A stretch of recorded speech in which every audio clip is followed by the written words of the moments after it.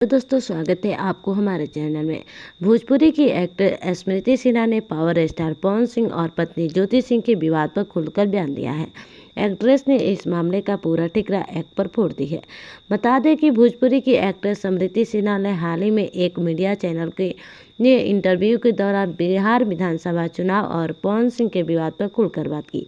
उन्होंने कहा, पवन सिंह और ज्योति सिंह का जो भी विवाद है उनको घर पे ही सुलझाना था। इससे एक एक्टर की छवि तो सबसे ज़्यादा खराब हो रही है। पवन सिंह खुद ही जिम्मेदार है कहीं ना कहीं अपनी हालत के। बता दें कि स्मृति सिन्हा ने आगे एक्टर को सलाह देते हुए कहा, पवन सिंह को थोड़ा समझना होगा अपने आसपास वो कैसे लोगों को रखते हैं, इस पर ध्यान देना होगा।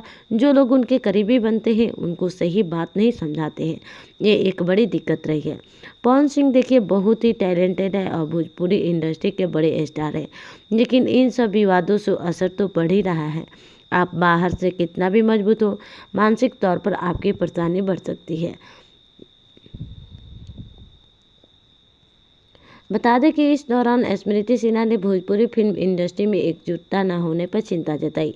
उन्होंने कहा, भोजपुरी अभिनेताओं में एकता नहीं है, लेकिन देखिए अगर एकता हो ना, इस इंडस्ट्री में कोई भी मुसीबत हो तो लोग आपको साथ देंगे।